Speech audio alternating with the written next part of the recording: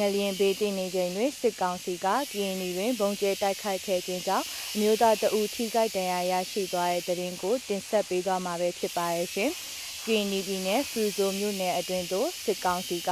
လေရင်ဖြင့်ဘုံကျဲတိုက်ခိုက်ခဲ့ပြီးနောက်အမျိုးသားတအူထိခိုက်ဒဏ်ရာရရှိကနေအိမ်နှလုံးပျက်စီးသွားတယ်လို့ဒေသခံများကပြောကြားခဲ့ပါတယ်။ညနေပိုင်းလောက်ကပါအမျိုးသားတအူဒဏ်ရာရရှိခဲ့ပြီးအရန်မစိုးရင်ရပါဘူး။အပြက်အစီးကတော့နေအိမ်တစ်လုံးပျက်စီးသွားတယ်လို့ဒေသခံတအူကပြောကြားခဲ့ပါတယ်။ညနေ4 နာရီဝန်းကျင်ခန့်အချိန်တွင်စစ်ကောင်စီကဖရူဆိုမြို့နယ်တနေရာသို့ပေါင်900ဘုံနှင့်ပေါင်300ဘုံတို့ကိုစက်တိုက်ကဲချခဲ့ခြင်းများကိုပြုလုပ်ခဲ့ပါတယ်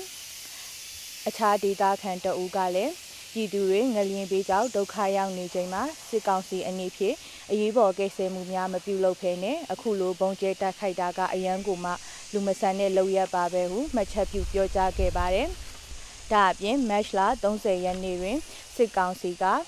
မကွေးတိုင်းချောင်းမြို့နှင့်ကချင်ပြည်နယ်ဗမော်မြို့အနီးကိုလည်းလေရင်ဖြင့်တိုက်ခိုက်မှုများကိုပြုလုပ်ခဲ့ပါတယ်။မတ်လ28ရက်နေ့နေ့လယ်12:50ခန့်အချိန်တွင်မြန်မာနိုင်ငံအလဲပိုင်းရှိစကိုင်းတိုင်းနှင့်မန်လင်းမြို့အနီးကိုဗဟိုပြုကရီချတ်တာစကီ9.9ရှိသည့်အင်အားပြင်းငလျင်လှုပ်ခတ်ခဲ့မှုကြောင့်ပြည်သူများစုစုပေါင်း1614ဦးသေဆုံး၍ထိခိုက်ဒဏ်ရာရရှိသူ1500ကျော်ရှိခဲ့ပါတယ်။ဒါအပြင်ပျောက်ဆုံးနေသူပေါင်းမှလည်း1316ဦးရှိရဲလို့မတ်လ30ရက်နေ့ညနေပိုင်းတွင်အမျိုးသားညီညွတ်ရေးအစိုးရ NUG ကထုတ်ပြန်ခဲ့ပါတယ်။